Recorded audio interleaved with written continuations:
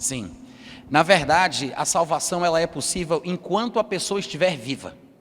O momento para se decidir por Cristo é enquanto ela estiver viva. Até o dia da morte dela, ela tem a chance de ser salva. Eu digo isso porque as pessoas às vezes se perguntam, é uma segunda chance? Porque acham que o arrebatamento é sinônimo de salvação. Não é porque os salvos serão arrebatados que quem vai ser salvo tem que ser arrebatado. Muitas pessoas salvas do passado não foram arrebatadas, nem serão arrebatadas. Muitas pessoas do futuro, após o momento do arrebatamento, também serão salvas, mas também não serão arrebatadas, porque o arrebatamento é um evento pontual, único, em um determinado ponto da história. Então, quem é salvo antes que não é arrebatado, está salvo, mesmo sem ter sido arrebatado. Quem é salvo depois, é salvo mesmo sem ter sido arrebatado. O que acontece é que as pessoas acham que pelo fato de a época da igreja, também associada com a ideia de tempo da graça, período da graça, terminar no arrebatamento, e este conceito é correto, porque a igreja ela existe de um ponto A para um ponto B.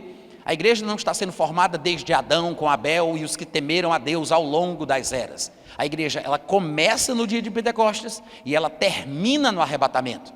Esse é o período da igreja. Então, outros salvos do Antigo Testamento comporão o grande grupo de santos do milênio, mas não são necessariamente o que a Bíblia chamaria de igreja.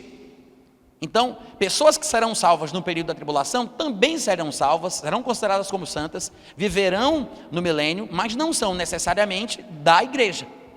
Enquanto a pessoa estiver viva e tiver a oportunidade, ela pode se arrepender e confessar Jesus como Senhor.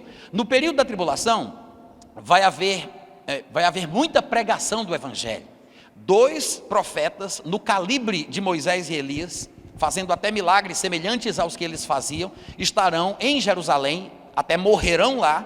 Eles estarão ministrando, pregando a palavra. Claro, tem que começar por Israel, porque tudo de Deus é assim, começa por Israel e alcança o mundo. Não quer dizer que somente os judeus ou os israelitas poderão se salvar, porque Deus não faz acepção de pessoas.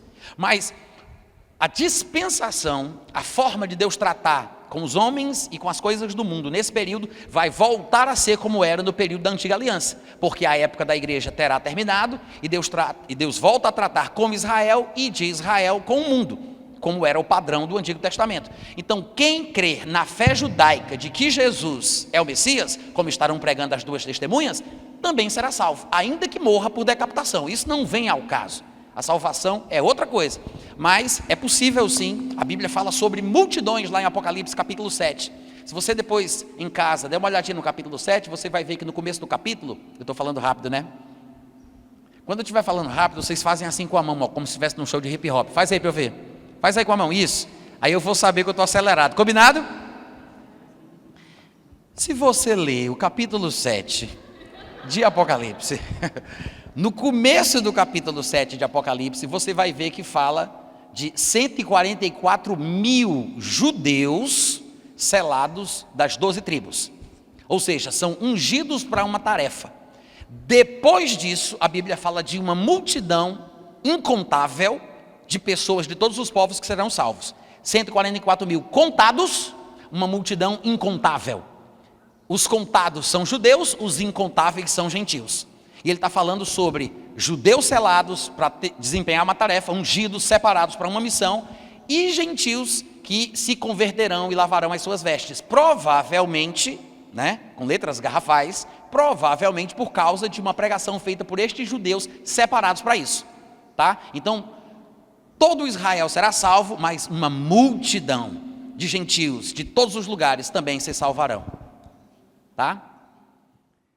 Na verdade, não é uma segunda chance, mas é a mesma chance de sempre.